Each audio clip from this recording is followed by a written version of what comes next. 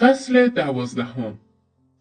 ضمیر ناخودآگاه و شگفتی‌های خواب. شما تقریباً 8 ساعت در هر 24 ساعت و یا 1/3 کل زندگی خود را در خواب به سر میبرید. گیاهان و جانوران نیز همینطور هستند. خواب یک قانون الهی است و پاسخ بسیاری از سوالات ما هنگامی که روی تخت خود در حال خوابیدن هستیم به سراغ ما میآید. بسیاری از مردم از طرفداران تئوری هستند که بیان می کند. بدن ما در طول روز فعالیت می کند و خسته می شود و دلیل خواب برطرف کردن این خستگی است و در هنگام خواب فرایند ترمیم کننده اتفاق می افتد. اما در هنگام خواب هیچ استراحتی وجود ندارد. قلب، ریه ها و تمام اعضای مهم بدن انسان در خواب هم به فعالیت خود ادامه می دهند. اگر شما قبل از خواب غذا خورده باشید، فرایند هضم و جذب در هنگام خواب انجام می شود.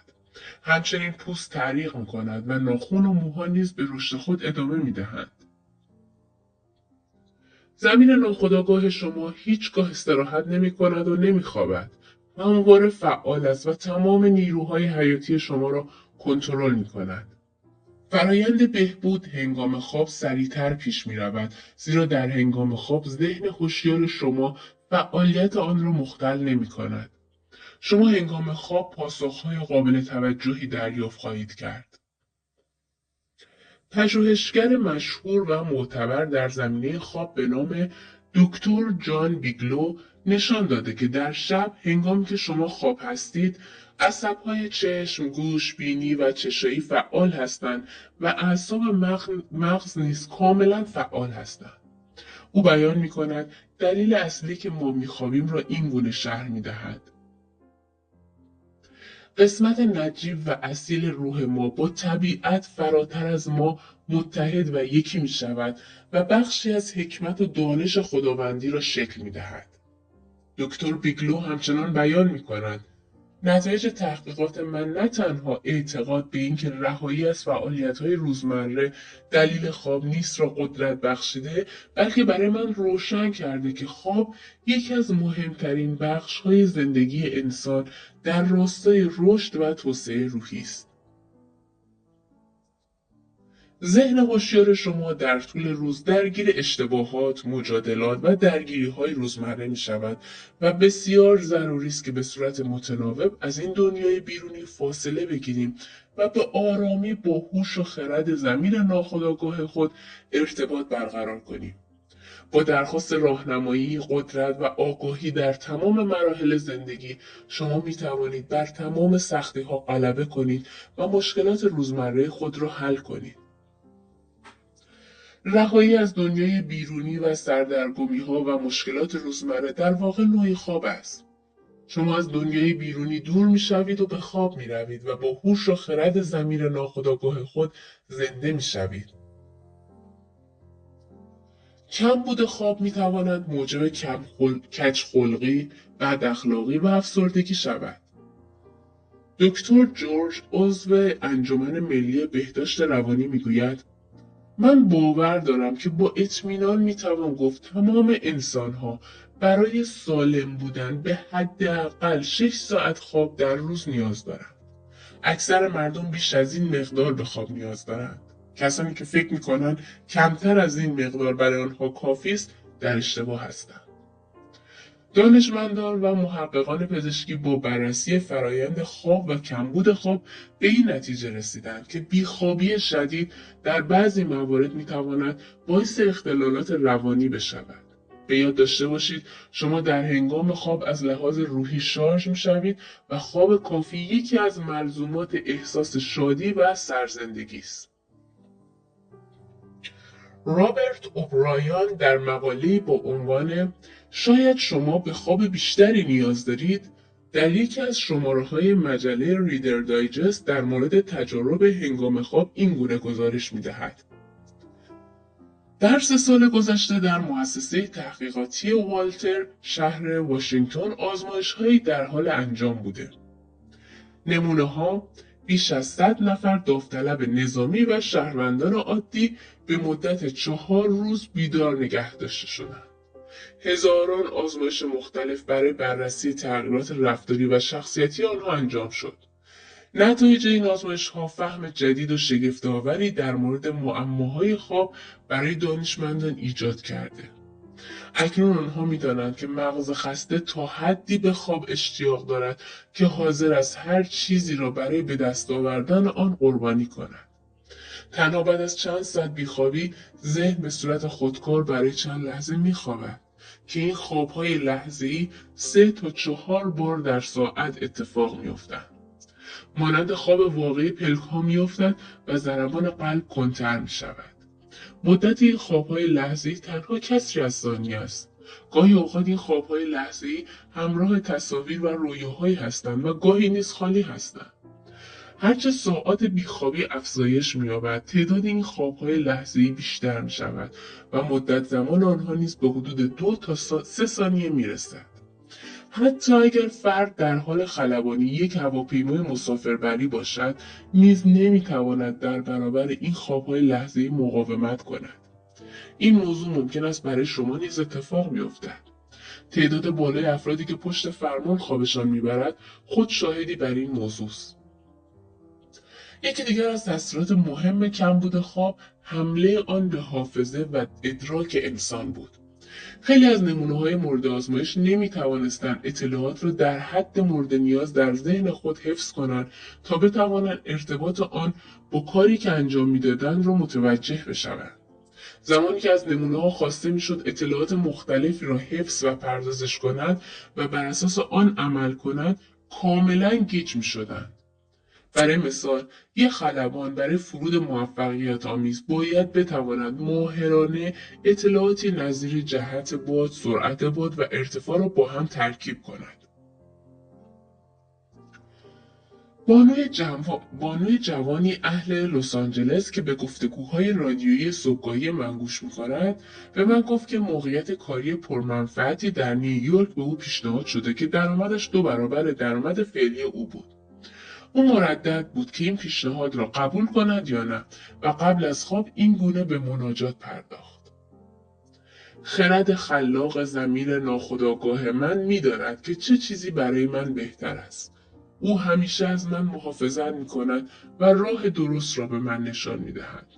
من پیشاپیش از راهنمایی او و راه درستی که به من نشان می‌دهد تشکر می‌کنم.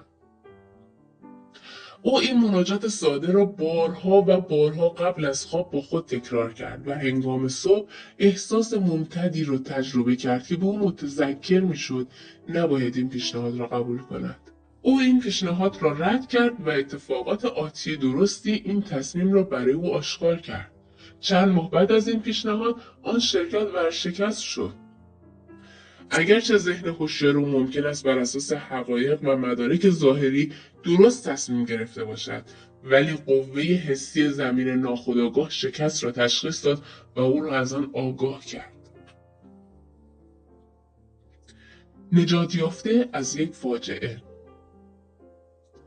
من نشان خواهم داد که خرد ضمیر ناخودآگاه شما چگونه میتواند در هنگام خواب شما را راهنمایی کند و از شما در برابر خطرات محافظت کند.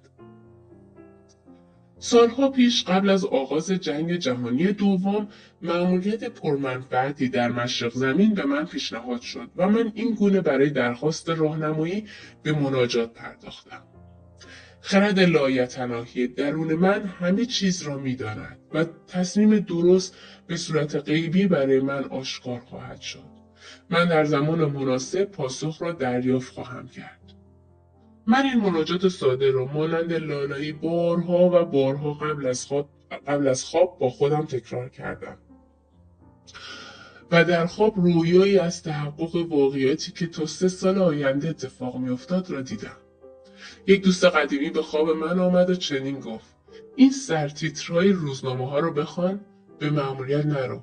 سرتیترهای روزنامه‌هایی که در خواب دیدم مربوط به جنگ و حمله ژاپنی‌ها به بندرگاه بود.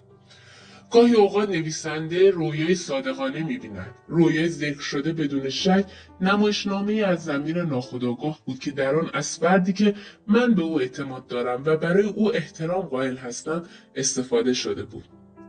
برای برخی ممکن است هشدار توسط مادرشان در خواب به آنها داده شود. ممکن است مادر به فرد بگوید به فلان مکان نرو و دلیلش را هم به او بگوید. ضمیر ناخودآگاه همه چیز را می‌داند. معمولا به شیوهی و از زبان کسی این هشدار را به شما می‌دهد که پذیرش آن برای شما آسان تر باشد. گاهی اوقات ضمیر ناخودآگاه با صدای شبیه صدای مادر شما یا کسی که به او علاقه‌مند هستید به شما هشدار می‌دهد و شما را در خیابان میخکوب می‌کند و تازه بعد از آن است که متوجه سقوط جسمی می‌شوید و اگر یک قدم دیگر برداشته بودید ممکن بود بر سر شما آن جسم اصابت کند. ضمیر ناخودآگاه من جامع و جهان شمول است. او میدانست که ژاپنی‌ها در حال آمادگی برای شروع جنگ هستند و همچنین زمان شروع جنگ را نیز میدانست. دکتر رایم که سمت مدیر گروه روانشناسی دانشگاه دوک را داراست، با جمع‌آوری شواهد گسترده‌ای نشان داده که تعداد زیادی از مردم در سراسر جهان قبل از وقوع حوادث آنها را می‌بینند و بنابراین در بسیاری از موارد می‌توانند از وقایع غم‌انگیز که در یک رویا پیش‌بینی شده بودند جلوگیری کنند. رویایی که من دیدم 3 سال پیش از آن که تراژدی بندرگاه اتفاق بیفتد سرتیتر روزنامه نیویورک تایمز را به صورت کاملا واضح به من نشان داد. در پی این رویا من بلافاصله سفر خود را لغو کردم. آینده شما در ضمیر ناخودآگاه شماست. به یاد داشته باشید که آینده که حاصل عادات ذهنی و تفکرات شماست پیش از اتفاق افتادن در ذهن شما موجود است، مگر آنکه با مناجات آن را تغییر دهید. به همین ترتیب آینده یک کشور نیز در ناخودآگاه جمعی مردم آن ملت است. هیچ چیز عجیبی در مورد رویایی که من در آن تیتر روزنامه نیویورک تایمز را قبل از شروع جنگ دیدم وجود ندارد. جنگ مدتها پیش در ذهن شروع شده بود و تمام نقشه‌های حمله نیز از قبل در دستگاه ضبطی عظیم که همان ضمیر ناخودآگاه یا ناخودآگاه جمعی ذهن جهانی است ضبط و حکاکی شده بود. رویدادهای فردا در ضمیر ناخودآگاه شما موجود است. همچنین رویدادهایی که در یک هفته یا یک ماه آینده قرار است اتفاق بیفتند. و تنها افرادی که قدرت ذهنی بالایی دارند و روشنبین هستند می توانند از آنها مطلع شوند. اگر شما تصمیم به مناجات کردن بگیرید و آن را انجام دهید، هیچ تراژدی و فاجعه‌ای برای شما اتفاق نخواهد افتاد. هیچ چیز از پیش تعیین شده یا مقرر شده نیست. نگرش ذهنی شما این که شما چه فکر میکنید، احساس میکنید و باور دارید سرنوشت شما را تعیین میکند. با استفاده از مناجات علمی که روش آن در بحث‌های قبلم توضیح داده شد، شما میتوانید آینده خود را بسازید. هرچه بکارید همان را درو خواهید کرد. خواب 15,000 دلاری. 3-4 سال پیش یکی از دانشجویانم قطعه‌ای از یک روزنامه را برای من فرستاد که در مورد فردی به نام ری بود. او یکی از کارکنان کارخانه فولاد پیتسبورگ بود که توسط شرکت فولاد جونز و لاگلین اداره میشد. او برای رویایی که دیده بود 15,000 دلار دریافت کرد. بر اساس این مقاله مهندسان قادر نبودند یک سویچ معیوب مربوط به یک نوار نقاله که میزان ورودی شمش به خنک کننده ها را کنترل میکرد تعمیر کنند. مهندسان 11-12 بار تلاش کردند این سویچ را تعمیر کنند ولی فایده‌ای نداشت. او زمان زیادی برای فکر کردن به این مسئله صرف کرد و تلاش کرد طرح جدیدی طراحی کند که این مشکل را برطرف کند. تلاش او نیز فایده‌ای نداشت. یه روز عصر او برای استراحت دراز کشیده بود و قبل از اینکه به خواب برود به پاسخ مسئله خود فکر میکرد. او در این خواب رویایی دید که در آن طرح بی‌نقصی برای سویچ به تصویر کشیده شد. هنگامی که از خواب بیدار شد با توجه به تصاویری که دیده بود مشغول به کشیدن طرحی جدید شد. این خواب الهام بخش موجب شد او چکی به مبلغ $15,000 دریافت کند. بیشترین پاداشی که تا به حال این شرکت به کارکنانش داده بود. رابرت لوئیس در یکی از کتابهایش به نام در عبور از دشت‌ها یک فصل کامل را به رویاها اختصاص داده. او رویاهای واضحی میدید و عادت داشت همواره قبل از خواب به ضمیر ناخودآگاهش دستور بدهد. او از ضمیر ناخودآگاهش درخواست میکرد که هنگامی که خواب است برای او داستانهایی را بسازد. برای مثال اگر شرایط مالی خوبی نداشت فرمانی که ضمیر ناخودآگاهش میداد به این ترتیب بود: رمانی هیجان انگیز به من بده که قابلیت فروش داشته و سودآور باشد. ضمیر ناخودآگاه او به شکل باشکوهی به او پاسخ میداد. رابرت لوئیس میگوید هوش و توانایی ذهن ناخودآگاه میتواند داستانی را مانند سریال قسمت به قسمت به من بگوید، به طوری که من در واقع سازنده این داستان هستم. از ادامه آن اطلاع ندارم و همچنین اضافه می‌کند حتی بخشهایی از کار که در بیداری و با ذهن هوشیار انجام می‌دهم نیز لزوما کار من نیست و ضمیر ناخودآگاه در همه مراحل کار من نقش اساسی دارد. با آرامش بخوابید و با لذت بیدار شوید. مناجاتی که در اینجا ذکر می‌کنیم برای افرادی که به مشکل بیخوابی دچار هستند می‌تواند بسیار مؤثر باشد. به صورت آهسته، آرام و با علاقه‌مندی با خود تکرار کنید. انگشتان پای من در آرامش هستند. مچ‌های پای من در آرامش هستند. عضلات شکم من در آرامش هستند. قلب و ریه‌های من در آرامش هستند. دستان من در آرامش هستند. گردن من در آرامش است. مغز من در آرامش است. صورت من در آرامش است. چشمان من در آرامش است. تمام جسم و ذهن من کاملا در آرامش هستند. من آزادانه همه را میبخشم و برای آنها هارمونی سلامت و آرامش را آرزو میکنم و دعای خیر من همیشه بدرقه راه آنها خواهد بود. من در آرامش هستم. من متوازن، آرام و خونسرد هستم. من در امنیت و آرامش به استراحت میپردازم. سکوتی بزرگ بر من غلبه میکند. آرامشی کامل تمام وجود من را آرام می کند و من وجودی الهی را در خود احساس می کنم. من می دانم که درک زندگی و عشق من را درمان می کند. من دامان عشق را به دور خود می پوشانم و سرشار از احساسات نیک برای دیگران به خواب می روم. در تمام طول شب این آرامش با من میماند و در هنگام صبح من سرشار از عشق و زندگی خواهم بود. دایره از عشق در اطراف من کشیده شده.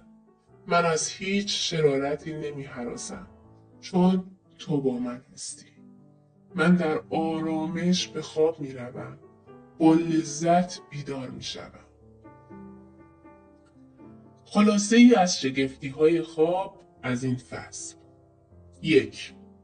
اگر شما نگران هستید که ممکن است در زمان مقرر از خواب بیدار نشوید، قبل از خواب زمان دقیقی که می‌خواهید بیدار شوید را به ضمیر ناخودآگاهتان بگویید و او شما را بیدار خواهد کرد. به هیچ ساعتی نیاز ندارید. همین شیوه را برای همه مسائل دیگرتان نیز می‌توانید استفاده کنید. هیچ کاری نیست که ضمیر ناخودآگاهتان از پس آن بر نیاید. 2. ضمیر ناخودآگاه شما هیچگاه نمیخوابد. همیشه در حال کار است. همه عملکردهای حیاتی شما را کنترل میکند. قبل از اینکه بخوابید خودتان و همه کسانی را که میشناسید را ببخشید. این کار کمک میکند که فرایند درمان شما سریعتر طی شود. 3. راهنمایی. هنگامی که خواب هستید به سراغ شما میآید. گاهن در زمانی که رویا میبینید جریان بهبودی نیز آزاد میشود و در صبح شما احساس تازگی و جوانی میکنید. 4. هنگامی که از کشمکش ها و ناملایمتی های روزمره آزرده خاطر شدید، ذهن خود را ثابت کنید و به هوش و خرد ضمیر ناخودآگاه خود فکر کنید که آماده است به شما پاسخ دهد. این گونه می توانید آرامش، قدرت و اعتماد به نفس را در خود پرورش دهید. 5. خواب برای آرامش ذهن و سلامت جسم ضروری است. کمخوابی می تواند خشم، افسردگی و اختلالات روانی را به دنبال داشته باشد. شما به 8 ساعت خواب در شبانه روز نیازمند هستید. 6. پژوهشگران علوم پزشکی ثابت کردند که بیخوابی میتواند منجر به کارافتادگی روان بشود. 7. شما در هنگام خواب از لحاظ روانی شارژ میشوید. خواب کافی برای لذت و سرزندگی ضروری است. 8. مغز خسته تا حدی به خواب اشتیاق دارد که حاضر است هر چیزی را برای به دست آوردن آن قربانی کند. تعداد بالای افرادی که پشت فرمان ماشین به خواب می‌روند خود اثباتی بر این موضوع است. 9. بسیاری از افرادی که بیخوابی طولانی مدتی را تجربه کردند حافظه ضعیفی دارند و هماهنگی مناسب ندارند. آنها گیج و سردرگم می‌شوند. 10. خواب می‌تواند به شما مشاوره بدهد. قبل از خواب مدعی شوید که هوشی لایتناهی ضمیر ناخودآگاه شما را راهنمایی می‌کند و به شما مسیر درست را نشان می‌دهد. سپس منتظر راهنمایی باشید که به احتمال زیاد بعد از بیدار شدن به سراغ شما می‌آید. 11. به ضمیر ناخودآگاه خود اعتماد کامل داشته باشید. آگاه باشید که ضمیر ناخودآگاه تمایل به زندگی بخشی دارد. گاهی اوقات ضمیر ناخودآگاه شما پاسخ شما را به صورت رویایی روشن و تصویری شفاف می‌دهد. همانطور که برای نویسنده این کتاب اتفاق افتاد، ممکن است شما نیز به کمک ضمیر ناخودآگاه از اتفاق ناگواری در آینده آگاه شوید. 12. آینده که حاصل عادات ذهنی و تفکرات شماست قبل از اتفاق افتادن در ذهن شما موجود است. از خرد لایتناهی ضمیر ناخودآگاه خود بخواهید که شما را راهنمایی کند و باور داشته باشید که شما می توانید صاحب همه خوبی ها بشوید و آینده شما سرشار از شگفتی هاست. باور کنید و بپذیرید. منتظر بهترین ها باشید و بدانید که بهترین ها به شما جذب می شود. 13. اگر شما در حال نوشتن رمان، نمایشنامه و کتاب هستید یا بر روی اختراعی کار میکنید، از ضمیر ناخودآگاه خود کمک بگیرید. ابتدا باید به توانایی‌های ضمیر ناخودآگاه و هوش و خرد آن باور داشته باشید. سپس از آن برای حل مسئله خود درخواست کمک کنید. شاهد خواهید بود که کتاب، رمان و نمایشنامه ایدئال و یا راه حل مسئله در اختیار شما قرار خواهد گرفت. اگر شما به این شیوه مناجات کنید، شاهد شگفتی های فوق‌العاده‌ای خواهید بود.